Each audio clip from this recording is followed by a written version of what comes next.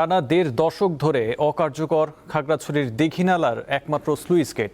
এতে কৃষি জমির সেচ নিয়ে চরম দুর্ভোগে পড়েছেন স্থানীয়রা।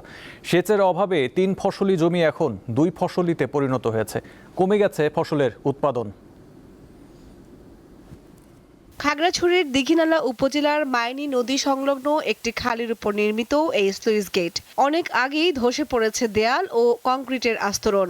মরিচা ধরেছে লোহার বিভিন্ন অংশে। ৩টি কপাটের মুখ ময়লা আবর্জনায় পুরোপুরি বন্ধ হয়ে গেছে। এতে পানি চলাচলও বন্ধ। বর্ষা মৌসুম এলেই পাহাড়ি ঢল এবং অতিরিক্ত বৃষ্টিতে নদী ও খালে বৃদ্ধি পায় পানি। তখন স্লুইস গেটটির কপাটগুলো নিয়ন্ত্রণ করা যায় না। ফলে আশপাশের নিচু এলাকা ও ফসলি জমিতে সৃষ্টি হয় দীর্ঘমেয়াদী জলাবদ্ধতা।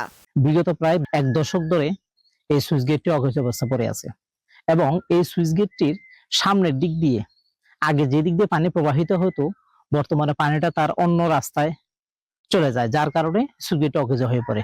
এখন ওই এলাকায় ধান বা অন্যান্য ফসলের পরিবর্তে চাষ করা হচ্ছে তামাক। কৃষকরা জানান, সেচ ব্যবস্থাপনা ভালো না হওয়ায় অনেকটা বাধ্য হয়েই তারা তামাক চাষ করছেন।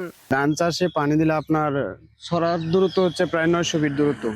এই জায়গা থেকে ৯০০ ফিট দূরত্ব থেকে এই মেশিন দিয়ে সেচ দিয়ে ধান করে আমাদের পোষাবে না, যার জন্য এই তামাক করা। স্লুইস গেটটি মেরামতের আশ্বাস দেন এই কর্মকর্তা। এছাড়া স্থানীয়দের তামাক চাষে নিরুৎসাহিত করার কথাও জানান তিনি। চলমান প্রকল্প, একটা কৃষি মন্ত্রণালয়ের পার্টনার একটি প্রকল্প চলমান আছে। তো পার্টনার প্রকল্প থেকে আমাদের ভূগর্ভস্থ সেচ নালা করার একটা সুযোগ আছে।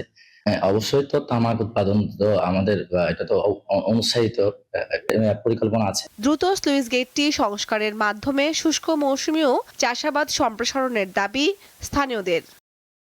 কামরুন নাহার, দীপ্ত, বার্তা কক্ষ।